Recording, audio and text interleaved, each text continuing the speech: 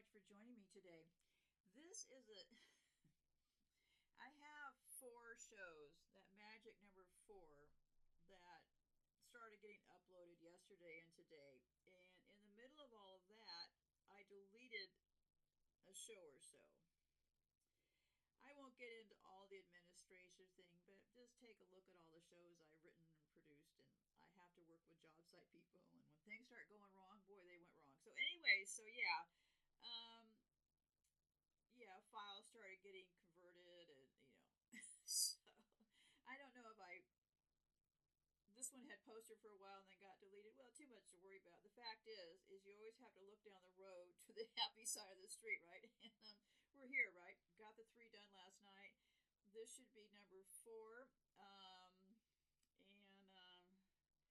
I'll add a couple things for information here because I am going to be doing some work and posting it on my website, psychopathinyourlife.com, setting up a new section called blog, BLOG, and give me a while, give me a few days to get over there, because the first blog I intend to write to share with you is about radiation, and I've spoken about radiation in the past, so you might update yourself on the show I did about radiation, okay? And what I'd like to share with you is this. They haven't done any studies about smart boxes and radiation in our homes. Surprise, surprise.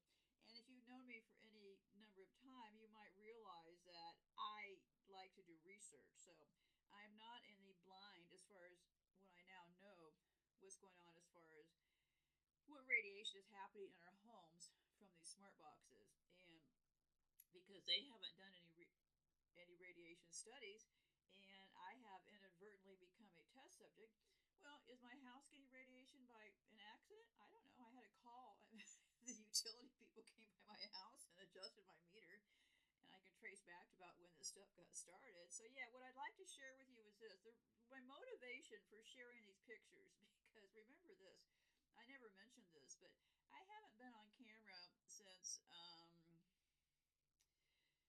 episode number 142 was my last time on camera, okay? And the reason I stayed off of camera was because, well, because of all this stuff, right? And I look at people like Prince Philip, when he was tottering around at the very end, and I thought, well, why do those people still go on camera when they look like hell?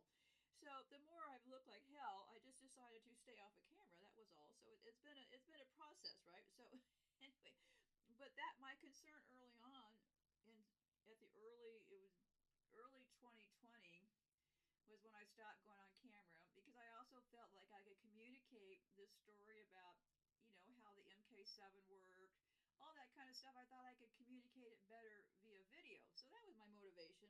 And also, um, what's happened to me from the pills and stuff has obviously affected how I look. But I'm nowhere looking near like Prince Philip when I decided to go off camera.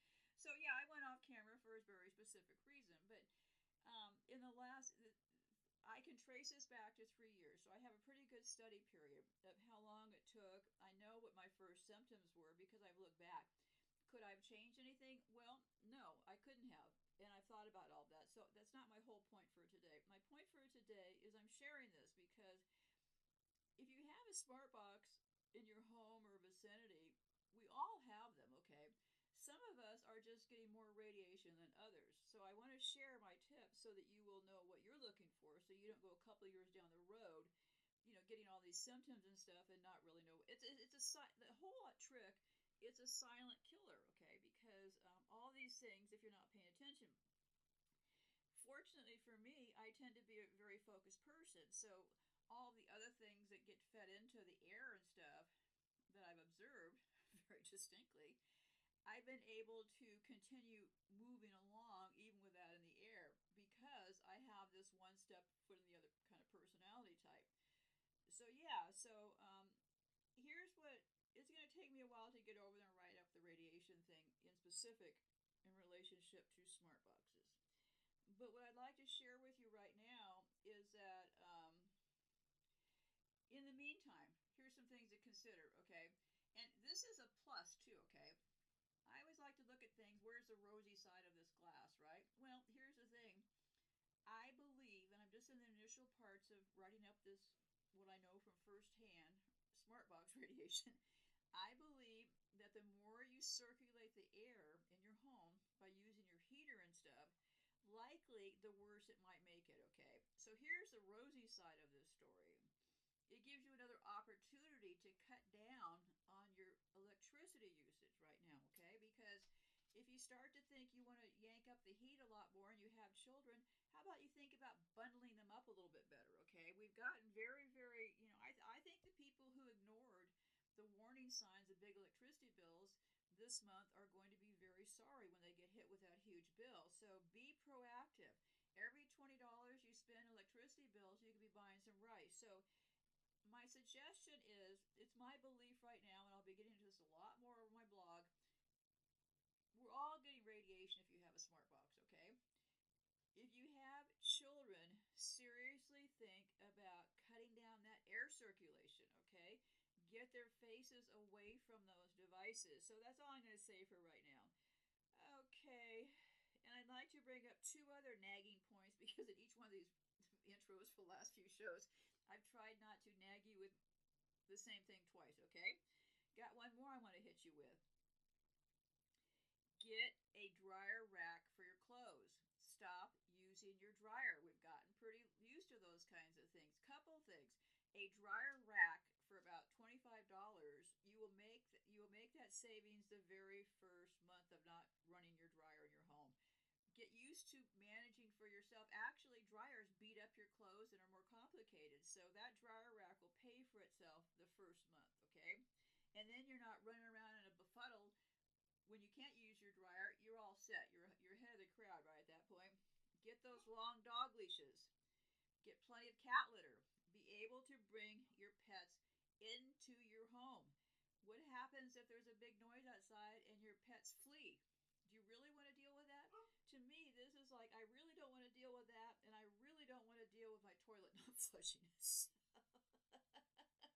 So I'm kind of possessed to bug you one more time, okay? Do you really want to not buy that $10, bunch of feet leashes that you can pull your dog back in if you have to? You really think you should save that $10 right now? I think you better rethink these things. What are you going to do if there's noise outside and you have cats that go in and out? Get cat litter. One last thing, and then I will honestly play the show because the show I'm going to be playing is about, it's funny that, not funny, haha, but Santa just happens to wear the same hat as the Pope. I couldn't make this stuff up. But one last reminder. Now, I have spoken about antibiotics. If you know children, if you've met a child, or you know an old person, consider this. A good chest cold, all it needs is antibiotics to clear it up. Consider this. It's all made in China, blah, blah, blah, blah, blah. Okay, so I've been posting this notice, my favorite website or YouTube channel called Epic Economists. There's more people like us that hang around there, so I made it my mission that I post this whenever I see their show go live, okay? And I just did a copy and paste of it. So here's what I've been posting, and I want you to pay attention to, okay? Most all of our meds are made in China. Both China and India are where the base products come from. One move from China and people with life-saving medicine might have issues in the near future. All supplements are mainly from China. They have trick packaging on the words. What they do, if the supplement or drug manufacturer assembles the ingredients here, they get to put a USA label and flag, and to hide China, they say things like, from international suppliers. That means China or India. I got a supplement chemist on the phone from a huge supplement supplier, LOL. He had no idea why I was asking. He said that the number one question people have is if they come from China. Bingo, I said to myself. They know we will reject our supplements from there. So tricky wording happens. Soon, all medicine and supplements will be impossible to get or off the chain expensive. And somebody in the group, this is why I like that group. Somebody in the group added some details, so I added it to my little cut and paste. So this is important to know.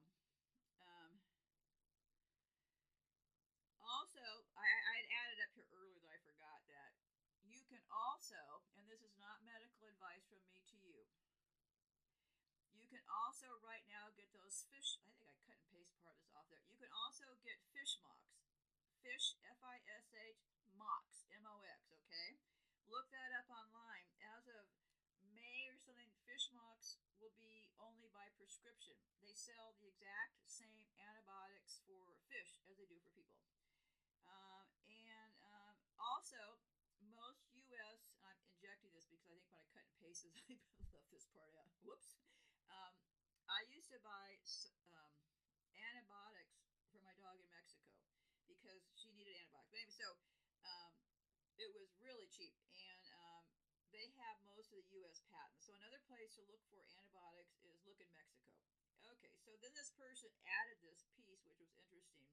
So anyway, so I've been posting this. So a lot of fish people are saying, "Hey, thanks for posting this. I got to get more for my fish." And other people are saying, "Hey, thanks. I'm going to get more for my kids." So I'm verbally telling you one last time, please hear what I'm saying here, okay? So this person added this part about rats, okay? And he said, antibiotics for rats are the same as human ones too. They are just extremely smaller dosage. So if you have a rat doxycycle and a human needs around 200 milligrams, and a rat dosage is 5 to 10 milligrams, you will need a lot of them. However, since no one really thinks about people having pet rats, they have an over-the-counter medicine. Also, if you have pet rats and get doxycycline for yourself, one human capsule of powder is enough for an entire course of meds for a rat. Well, that's good to do. So one capsule of this is take a rat through the whole course, okay? You just need to break it open and separate the powder into 20 separate tiny doses. I know because I saved my pet rats with one of mine once. Not medical advice either. So see, that's how we all work together, kids, right? So yeah, rat medicine is another thing. And I think that's really all I have to say at this point. I'm going to get rolling with this show. So this show should be interesting, hopefully, to you as far as Santa and the hat business. It starts to get pretty obvious at some point, but I'm going to close off here for now. So be safe out there. Good night for now. And I think the show will roll right at this second here. As soon as I figure out how to close off this file. Why, hello there. Welcome to 2023, or whatever year this is. I'm pretty sure we don't have a clue what year we're in, what time. I mean, there's a reason why we have all these country zones, time zones, different languages. Kind of mix things up a little bit, right? Okay, welcome to the show. Pull up a chair. I'm going to be talking about a couple things today. First, my plans for 2023. I have always been doing a lot longer shows because I want to keep things into one file. But after the last several months, I have some things to concern myself with. So, what I'm going to be doing is there's a lot in these shows that I need to revisit and repack. So, what I'm going to be doing is pulling my handy dandy microphone up to my face and break these things apart because there's a whole lot in the last couple shows that I did. And I also think there's a lot of cut and pasting going on here because, for example, the one person in this mythical thing that has the one eye, well, is this the person that look up celebrities giving the one eye salute? Or celebrities one eye, and you'll find all these celebrities covering one eye in some way, okay? I believe they're giving homage to who their leader is.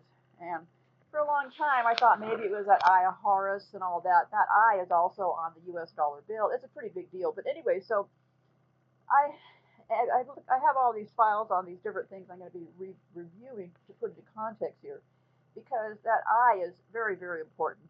Um, and also, for example, I've talked a lot about these snakes. You know, snakes, cold blooded animals. People kind of remind me of snakes, right? Well, there's a lot to this whole snake deal because why are there snakes on the logos of medical people? Well, come to find out, the United States has something to do with why there's two snakes instead of one snake. So, and I think you get my drift here. There's just a lot that I want to continue exploring. So what my plan is to not try to roll them into one big show because things are changing around here for me. So I'm trying to line up what I'll be doing for this year. So I'll be taking a closer look at some of these questions. And what better example? like this show I'm doing today about this Pope and the hat. I don't know how these things get started because I was just, well, what's the one that just died? Benedict, right? Pope B, they call him. So Benedict just died. I think he probably is really dead because they got him laying in state there, right? Embalmed and stuff. But anyway, so I looked at for a picture, because I love pictures, and I thought, well, why is he wearing a red gown?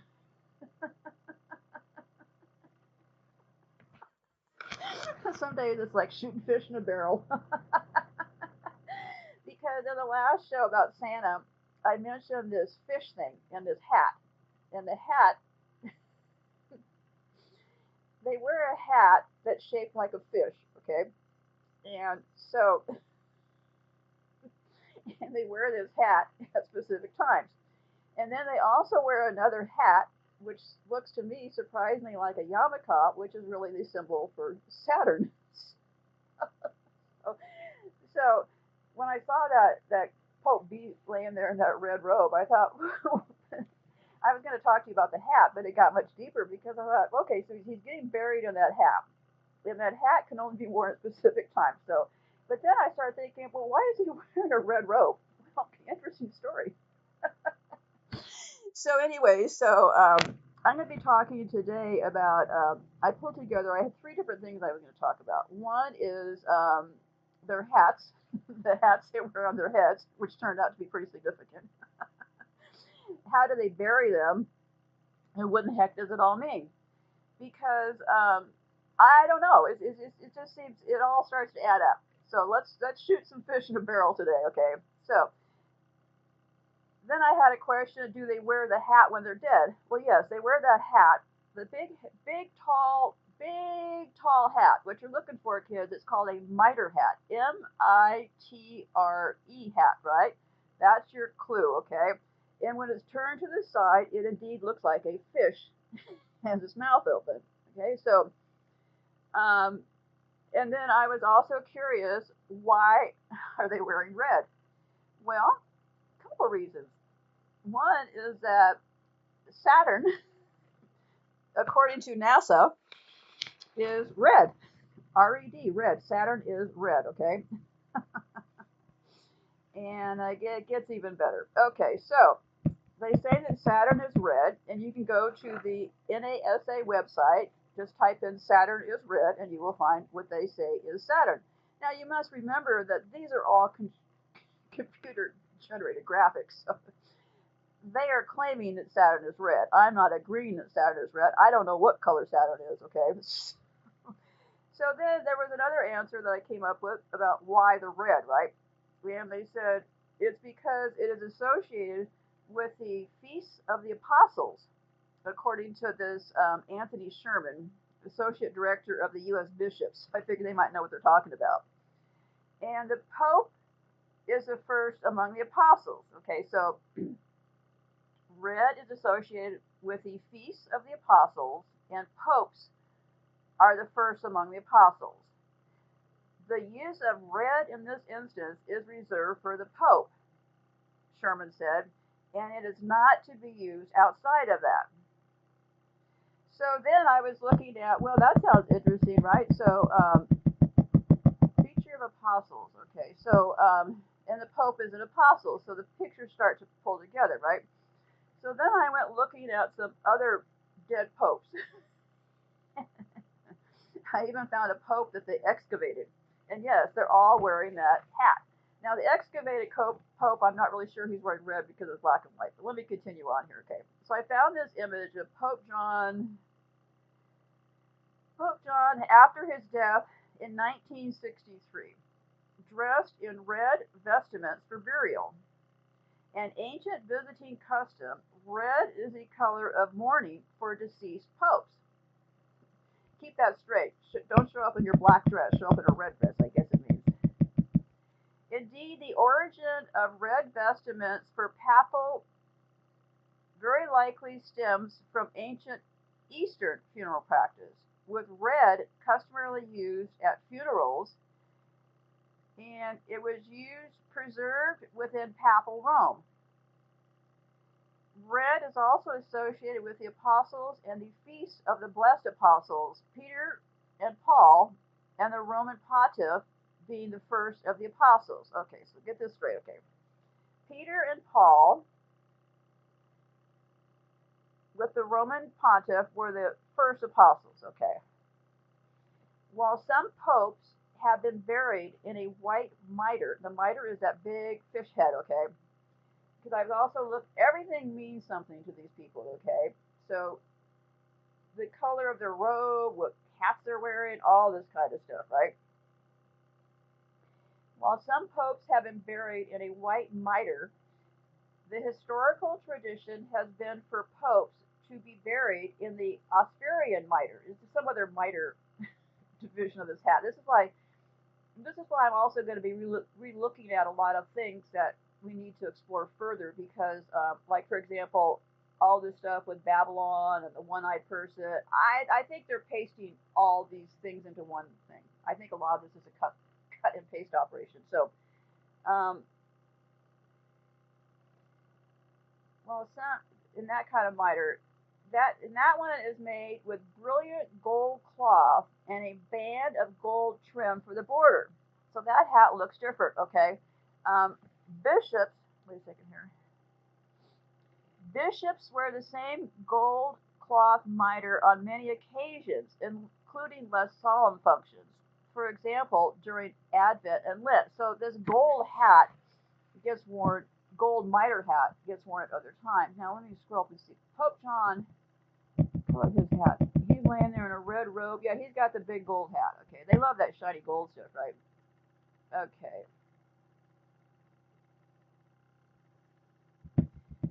Okay.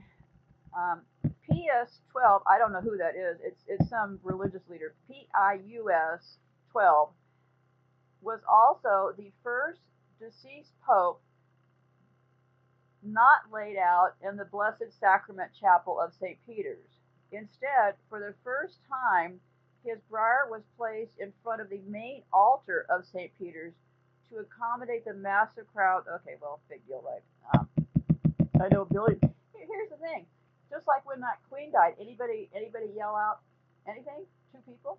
Anybody gonna yell out at these rapists and pedophiles?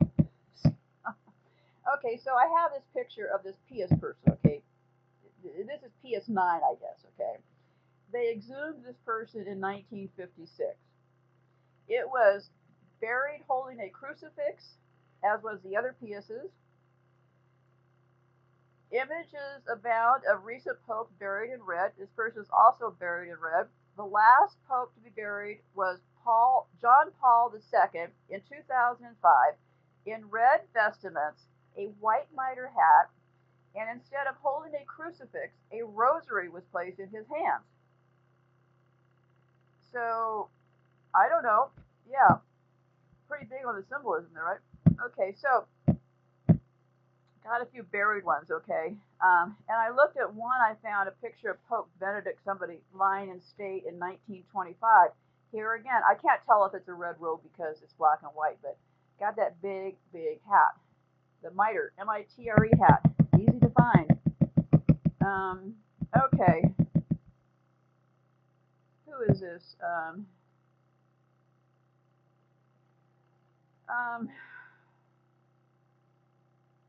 The passing of a pontiff of Rome, robed in full pontificals, the stole, the dalmatic, the gloves, the palladium, the ring, and the gold mitre.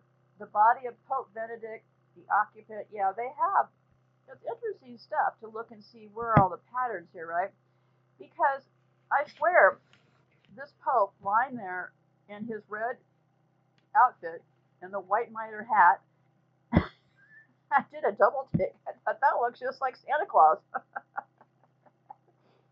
So yeah, you'll find these dead popes around. And like I said, they're lying there. They almost look like, you know what that hat almost looks like to me? It looks like the hat the Ku Klux Klan used to wear. That big tall hat the Klan members wore. Well, these people are the Klan, right? So anyway, they also, where I really got going was that Santa wears that hat, right? And I talked about the Santa hat just briefly before, so I have a list of a few hats here. The Santa hat is inspired by the Pileus hat. That's a Pileus, a hat those early dudes were wearing. Thousands of people refer to the red hat as the Santa hat. However, this style was first known as a Pileus hat. The Pileus hat was popular in ancient Greece, Pannonia, Etruria, and other nearby regions and looks similar to the modern day Santa hat. It is a rimless hat that people usually make from felt. And we got that picture because that person I was talking about in the last show, Thomas Nash, he's the one who gave us the image of Santa in our advertising. You know, you have to look at the United States. We are nothing but one big, well, perceived drama. We are nothing but a advertising plan for whatever they're up to, right?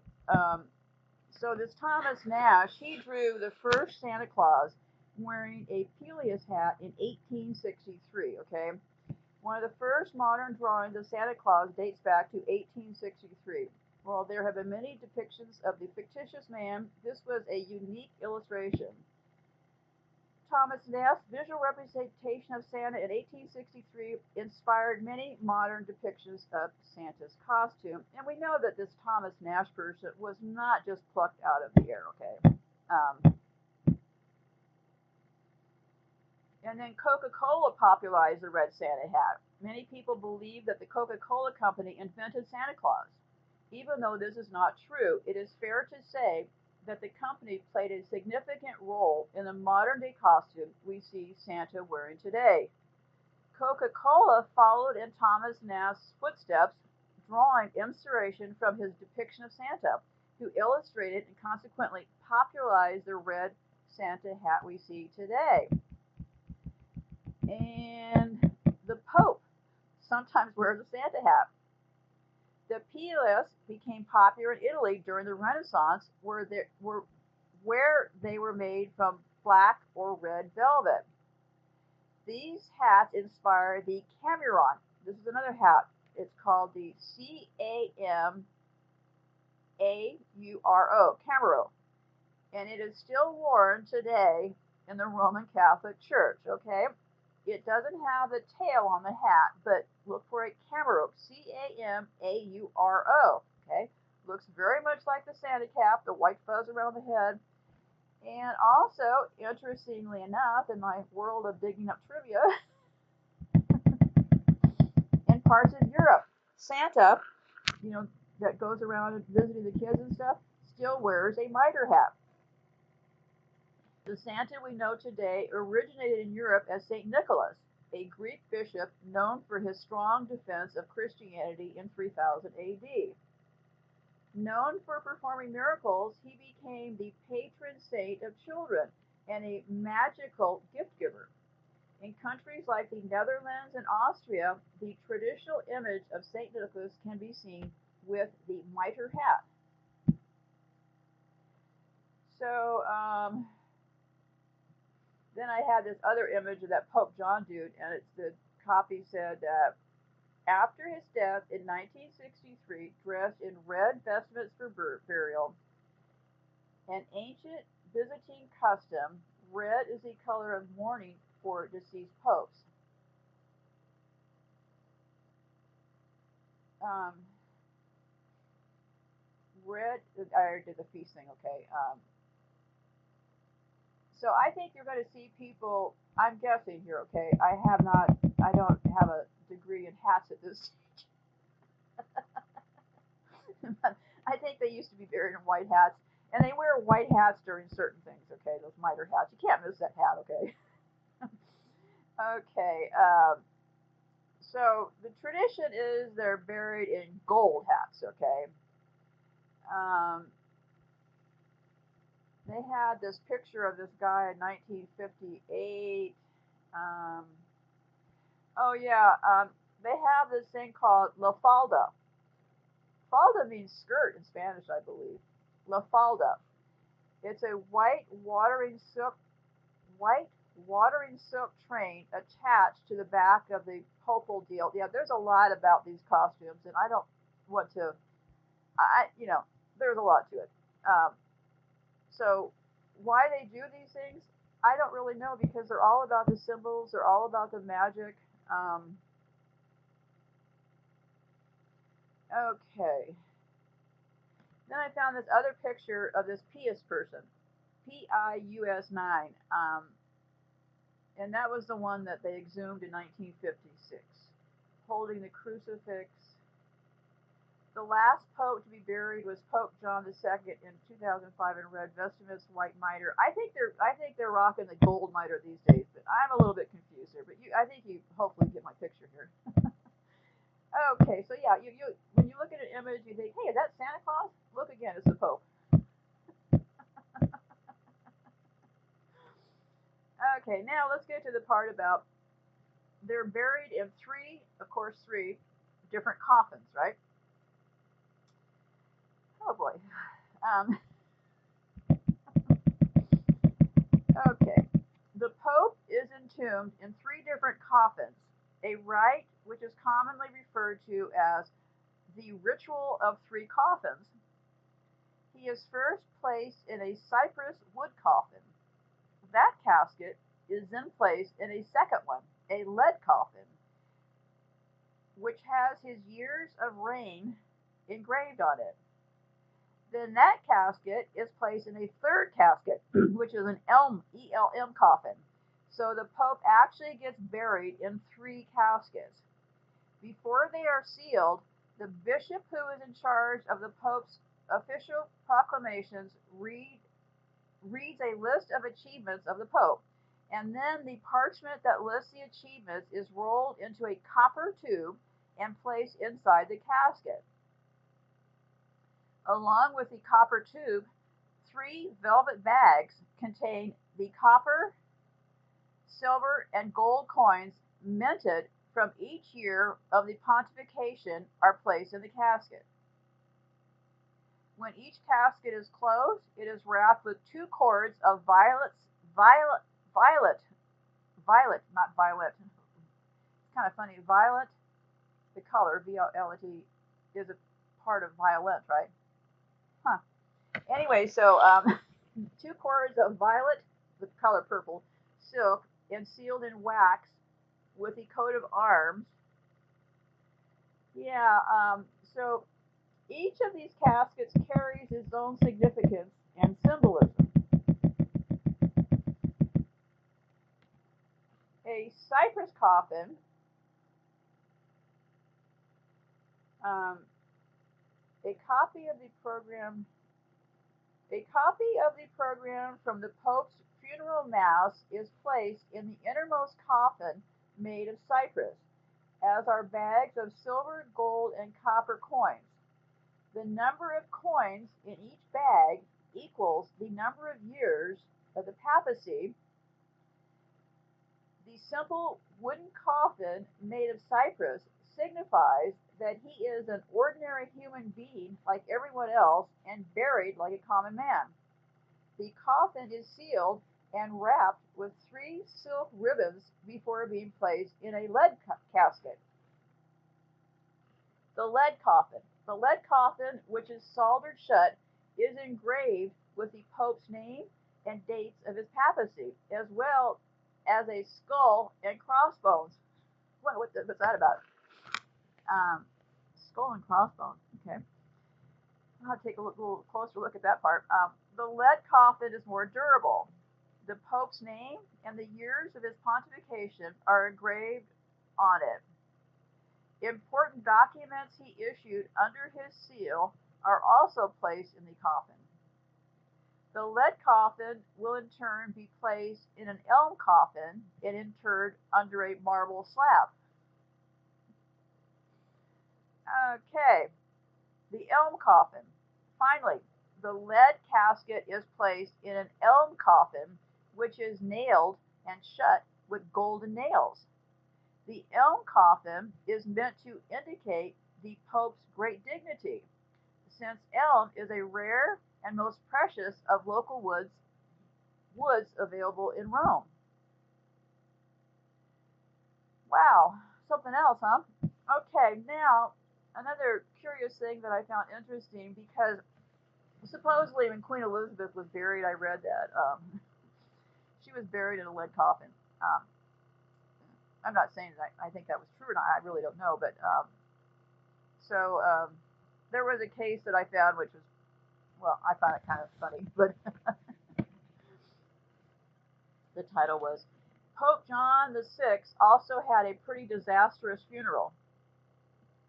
Pope John VI's remains were only lightly embalmed after his 1978 death, according to the Los Angeles Times. While that seemed to have worked out decently enough for one of Paul's successors, John Paul II, the reality of the 1978 funeral was quite a bit more gruesome. Part of the issue may have been with not only the manner in which the deceased pontiff's body was treated, but with the environmental conditions in the midst of what seems to have been a hot and humid summer. The combined effects of the lack of embalming and the summer weather were unfortunate for Paul VI and his mourners, to say the least. Reportedly, a number of fans were installed around the Pope's remains as they lay in state inside St. Peter's Basilica. It was done in order to somehow redirect the stench during the public viewing. Meanwhile, the Washington Post reported that though then First Lady Rosalind Carter spoke glowingly of the pontiff's spiritual life, some couldn't help but notice that the Pope's body had turned an alarming. Let me scroll down here. His body had turned an alarming green-gray color. The Vatican declined to say just what had or not been done to Paul VI's remains in the immediate aftermath of his death, but it was clear that it hadn't been enough to stand up to the rigors of a summertime memorial. Okay, so yeah, there's a lot to all these rituals. What I find very significant here is okay. And then I found this other article called "The Hidden Meaning Behind the Pope's Clothes," and that was from March of 2022. To the 1.2 billion Catholics in the world, the Pope is the supreme pontiff, the Bishop of Rome, and the head of the Catholic Church. But it's also important to remember that the Pope is also the head of state for a sovereign territory, the Vatican City State. The Pope controlled a significant amount of territory in Italy for more than 1,000 years and had significant influence over other nations and empires. In other words, for a big portion of history, the Pope was pretty much an autocrat ruling an empire, and he still dresses the part. Every royal house in history is drenched in symbolism, from colors to clothing only the monarch is permitted to wear, to clothing used to convey specific messages, and the Pope is no different. In fact, everything you see the Pope wearing has a specific symbolic meaning. There are no accidents when the Pope makes a public appearance. From his hat to his shoes, it also means something. So, and he gets all his clothes from a small shop in Rome that has served the papacy since 1798. Okay, one piece of clothing I obviously looked at. Oh, jeez, scroll down to was the mitre hat. Um, One of the most recognizable pieces of clothing the Pope wears is a mitre hat, the peaked crown-like hat trimmed in gold. According to this one person, only men holding the rank of bishop or higher can wear the mitre, though it's most commonly associated with the Pope. It evolved from the more crowned-like papal tiara, because they have this. I'm going to be going through the different hats here, I think. Anyway, they have this papal tiara. Really, you see beauty pageants wearing tiaras, right? And dates back to at least 11th century. But some Catholic scholars believe it can be traced back to the Apostle Peter, the first pope. The mitre is essentially the symbol of the Pope's authority, making him as the preeminent bishop of the Catholic Church. There are three versions of the mitre. The simplex is plain white and is worn at solemn occasions such as funerals. There's another one called the Aftergat. It's decorated with gold and is worn during occasions. And I had this other one that's worn on festival days. According to Catholic Answers, I looked to see what they said about the mitre symbolism is complex. Um, yeah, I don't know. I don't know what the mitre, the fish, all that stuff has to do, but it is certainly a very, and the mitre hat also goes up into a triangle, right? So he's kind of, it kind of looks like he's wearing that triangle they love so much on the top of his head, if you ask me. Okay, and briefly, because I don't know anything about these people, right? So I looked at, they're always wearing those stoles, those capes, right? Um, all Catholic priests will be seen wearing a stole, which is a strip of fabric anywhere from 2 to 4 inches wide and about 8 feet long. Stoles are embroidered with Christian symbols, most notably the cross, and can be worn with the ends crossed or left to hang vertically. They can be of different colors that conform with the color code, but the Pope's stole is typically white, and its symbolism is deep. It is often considered a symbol of immortality, and is also a symbol of the restraints used on Jesus as he was led to his execution, and thus a symbol of the sacrifice and duty that all priests take on. Similar to the stole is the pallium, Pallium, a sort of collared sash made of lamb's wool with vertical stripes hanging in the front and back. And according to the Britannica, the pallium evolved from an ancient Greek article of clothing and came to be a special scarf worn by figures of authority as a badge of office. The Pope confers a pallium onto bishops and archbishops as a symbol of their unity with him, but bishops can only wear it within their provinces, while the Pope can wear it anywhere. The lamb's wool is a symbol of the Pope as a shepherd to his flock. And then there was one other I looked at, and it's this thing called the cassock, Cassock. Now, the Pope is obviously wearing a lot more clothes than these things I'm talking about today. Hopefully, I will inspire you to dig a little deeper, because I didn't know.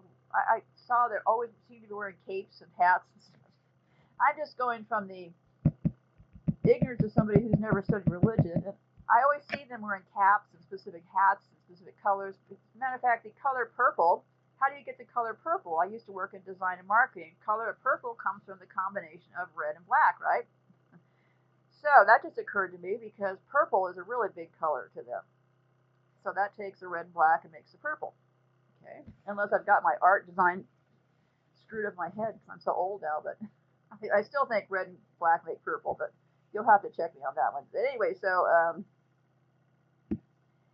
now here is where I was really going to with this, okay? Because I talked about in the last show that beanie cap on his head. Beanie cap being like the signal of Saturn, that round thing on the head. And it's also, I used to think it was a yarmulke, but I don't really know if I have all these words straight. So let me read what I have here. It's called a, make sure I got the right hat. Yeah, okay. And this is why I'm going to be going back and reviewing a lot of this Santa stuff, because I'm pretty sure I can figure out who their grand leader is, okay? I just need to figure out where the cut and paste is and all this, okay? So, the Zucchero hat, okay? Zuchetto is their color coding rank, okay? You might call it a skull cap or a beanie, but the round cap worn by the Pope and other Catholic priests is technically called a zucchetto. The zucchetto evolved from a common form of brimless hat worn by the Romans and has been part of the standard clergy uniform since the 1200s. The zucchetto's practical function is to protect both the Pope's head and his hats. The zucchetto is worn under the mitre to protect it, and it's also designed to protect priests who have had their hair cut in a tonsure. That's a hairstyle that shaves the center of the head as a sign of piety. Well, I think they shave the center of the head because of Saturn thing, but anyway, as such, when worn by the Pope, it is both a unifying symbol showing him dressed similarly to his priests, as well as a sign of his humility. So this Succhetto is also color coded, okay, to denote ranks within the white Catholic Church. Because I've always seen the Pope, he always wears the white Succhetto, okay. Cardinals wear scarlet. Bishops wear a color of amaranth, which is a sort of pinkish red. And lesser priests wear black. It is a tradition that if you offer the Pope your own Zucchetto, he will trade you his, making this a popular keepsake for those who are lucky enough to gain an audience with the Bishop of Rome. I guess their giveaway program. Bring your own Zucchetto and get to cash in for another one. Jesus. I don't know. Okay. And then there's this other thing which I'm not all that engaged in. It's called the Mozzetta. I scrolled over down. Mozzetta. A mozzetta is a curious piece of the Pope's traditional uniform. It's essentially a short cape, elbow length, and is usually worn along with a stole of some sort. So yeah, it's too complicated for me right now. But anyways, let me get to the part where I'm really going here with it. Everybody a few years ago just kept talking about Benedict wearing red shoes under his robe. He used to wear very expensive red slippers, okay? And generally, what I would hear from people on social media was that he wore those red slippers because of children's blood. So let me give you what I found as sort of more of an official explanation, okay? If you've seen a pope in public at some point, you may have seen the papal shoes made of bright red leather.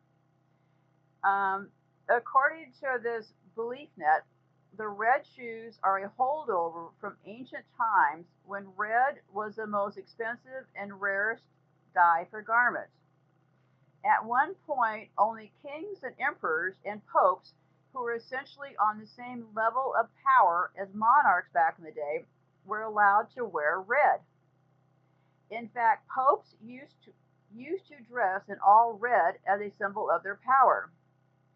According to Yahoo News, that changed in the 16th century when Pope Pius V changed the papal vestments from red to white.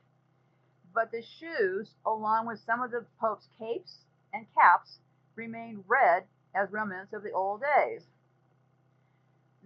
The Washington Post said the popes continued to wear the red shoes until Pope John II ascended to the post in 1978. As a sign of humility, John Paul II wore simple brown shoes instead of the flashy red shoes. Okay. In 2005, Benedict revived the red leather shoes and stirred up some controversy as a result. People wondered if the new pope wasn't a bit too flashy himself. Rumors that his shoes were made by the very non-humble brand Prada began to circulate. When Francis took over in 2013, he once again ditched the red shoes, appearing in public with simple black shoes. So that's why they supposedly wear red shoes. People said they made them out of the skin of children. Oh, yeah, I don't know if any of this stuff is true, okay? I'm just telling you what their customs say, okay? Where people on the internet pick this up and take it for a spin, I can't even tell you, okay? I prefer to focus my time on what I can verify and logically put together, right? Okay. And then there was this other thing called the Pope's crown, called the trigium.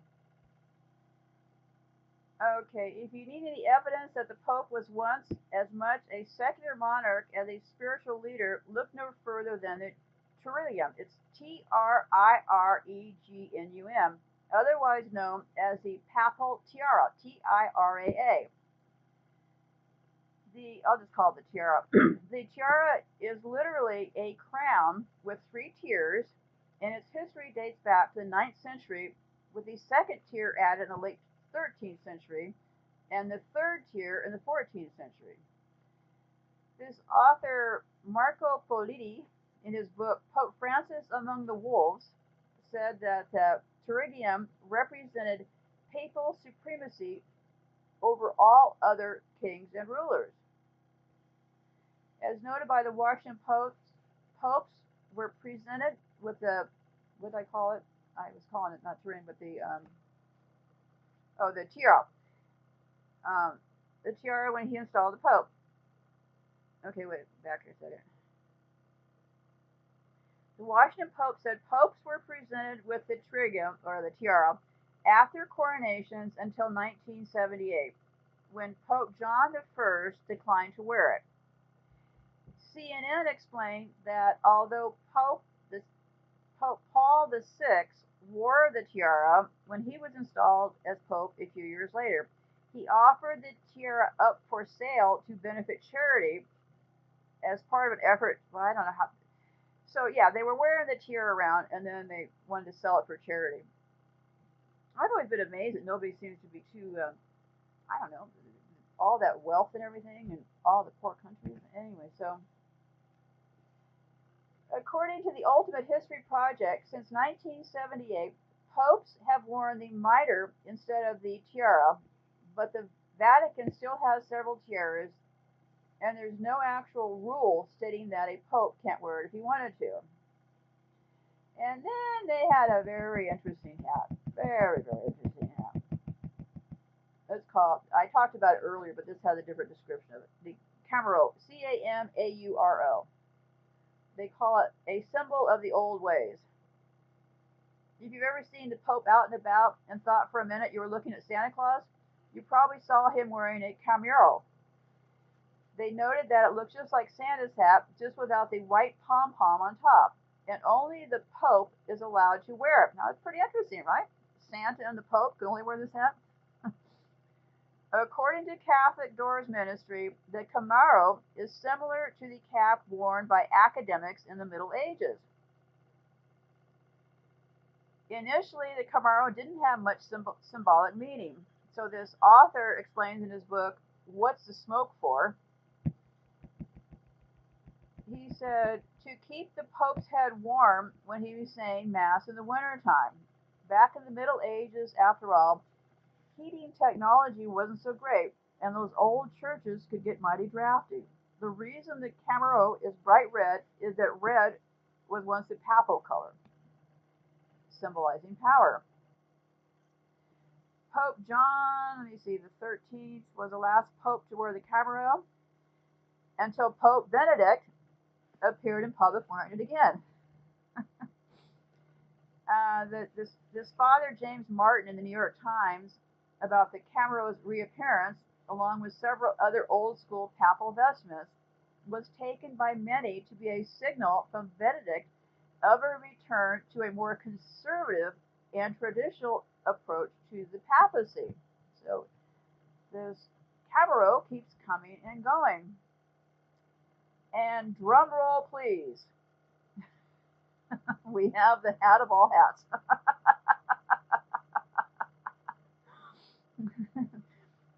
They actually wear a hat called the Saturno, Saturno.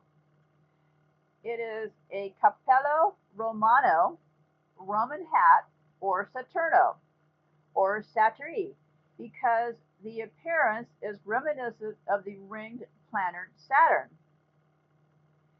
It is a prelate's hat. It's a hat. It's just a round hat, okay? It's a round hat that if you curved up the sides, you'd have a cowboy hat, right? and it is called a Saturno. Okay, I don't know. So Benedict really started a lot of stuff, didn't he?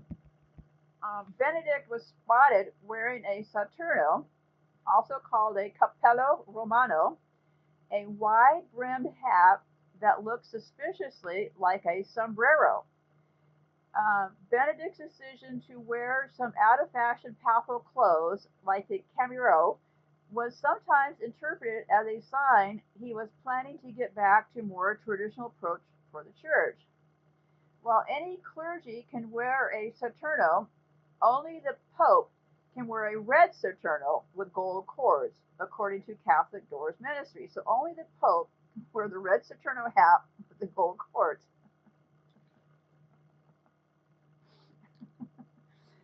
Well, well, well. Okay, so Catholic Catholic News Live noted that there's probably a much simpler and more practical reason why the Pope would wear a Saturno. Its wide brim keeps the sun off his head and rain off his neck. I don't know. I think I know why they're wearing that Saturno hat, but anyway, so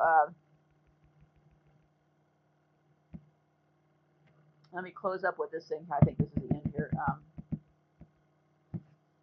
Um, this was about the Christmas and the red thing. Color-coded charity.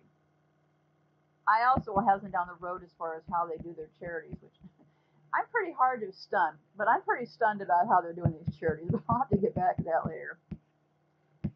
Okay. It's called this thing called the chasuble. Chasubla. Is a common vestment worn by Catholic clergy. It's the outmost garment worn by priests at Mass. It was once worn by both lay people and the clergy, but by the 6th century it had evolved into something only worn by this vestment. Okay. There's only one thing that I thought was important here. I think I pretty much covered it all.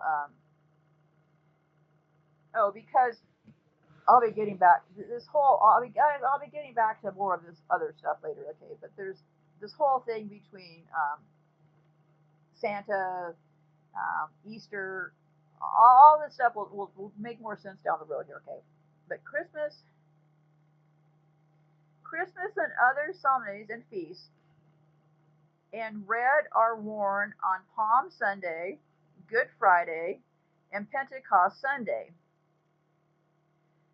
There are also black and gold chasubles for certain occasions. So the colors they wear, red, Palm Sunday, Good Friday, and that Sunday.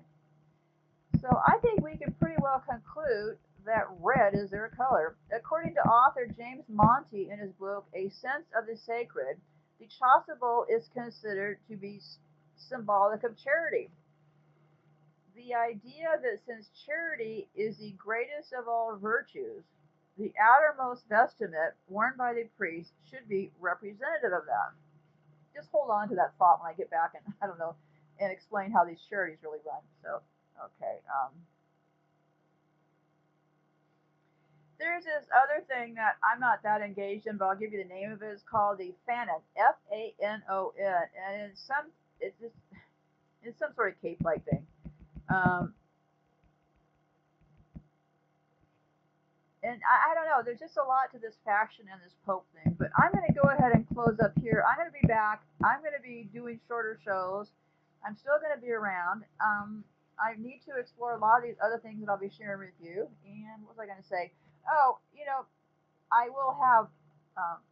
I lost my $10 speaker. I had to get a new one. It'll be here tomorrow. But anyways, people seem to be concerned about my audio quality, and just because people pop in and out of these shows, you may not know why I'm even here, okay? I'm here sharing my work, okay? I have no aspirations to be a social media person, so let's put that on the table to begin with, okay? What's going on now is that, and this will be news, this will be good news to people who are annoyed by my lack of audio quality and stuff. I'd like to give you a good news segment here. As of the last few months, and I mean literally the last few months, podcasts are now being able to be monetized. Not for me, but for them. So anyway, so what's going to happen is that now I'm getting all these emails like, oh, come over to YouTube with your podcast and we'll do it all for you. Well, they figured out how to monetize podcasts. How long have we been doing podcasts? Years and years and years. Because they needed to figure out a way to track the IP addresses, okay? And they don't really track it. All I can see are your country and general region area, okay? But they figured this all out. So now what's going to be happening is there's going to be even bigger push to get every podcast onto YouTube. I am essentially going in the opposite direction, okay? I'm doing my best to tell you what I know about my work as I'm going along. I have no desire to be part of that whole thing. I deleted my Twitter account. I deleted all those things. I'm not that interested, okay? I have work to do. So the person said something, and I actually found it kind of hysterical, and that's what I'm going to be leading into here.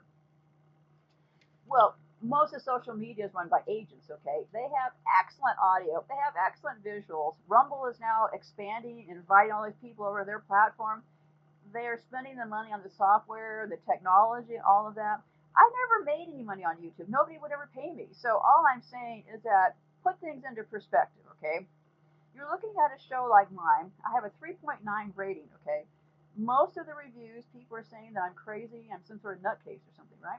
So lower your expectations. You're looking at a show that has a 3.9 rating. I'm an old woman. I'm trying to share my research. And if the audio bugs you that much, I am really sorry. But I'm here to tell you that they're really expanding the push for social media. You will go everywhere you can right now and find people with wonderful audio. They'll have all those things. They edit their shows. The majority of them are reading off of scripts, okay?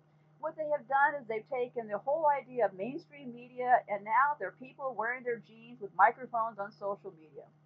Where do you think they get these people from? Well, what I'm going to be covering next is this. There's a core group of them, okay? There's a core group of them, and they all play different roles, and they all relate to royalty, okay? Are they really royalty? No, the royalty is their title, and it expands out from there. So, what I'm trying to say is this world is one big stage act that we're living in. How we find the walls of our premise, I don't really know, and I'm trying to explore how did we get here? How did we let them rule us the way that we have? There's a lot of big questions here. So if your choice is to focus on the audio, then that is your choice, okay? I am doing my level best to try to communicate what I'm uncovering. I find it very interesting, but you don't have to find it interesting. You don't have to find it anything, okay? Just be aware we're here in this position because we got buffaloed by these people, okay? We accepted their lies. We let them rule us. They took over everything. And we all collectively, me, you, all of us look the other way, right? All of us look the other way. Otherwise, we would not have gotten here in this particular time. And somebody once said to me, they said, well, why don't I tell people what to do? Why would I want to tell you what to do? Don't you have a brain? We all came here with the same equipment, right? I have done more work about vaccines and sharing that I have done than I've seen anybody on social media do. But yet people will say things. I've never once said you should or shouldn't take a vaccine. I am here sharing my work, so we hopefully would come to some sort of agreement that yeah, we all pretty much let down our guard, and we are completely run by psychopaths at this stage. So we can use this as an opportunity to gather together in some sort of solidarity or we can just focus on the little stuff, okay? And I think what I'd like to say in closing is that I enjoy sharing my work very much. So don't take anything out of this, okay? There's a lot going around here that I will maybe someday address that I'm not ready to address right now, okay? So I think that learning how we got here to me is important. So I really appreciate all the people that have joined me on this wild ride, and I'm really grateful that I've recorded because I don't know if somebody said explain this in the next hour. I really don't know what I would have to say, and I'm just starting to get warmed up, right? Um, I don't have any real conclusions. So if you'd like to join me, I'll be showing up as often as I can, and I'm going to be doing it in more modified, smaller segments, which someday you'll understand why. And that's enough for now. So be safe out there, and goodbye for now.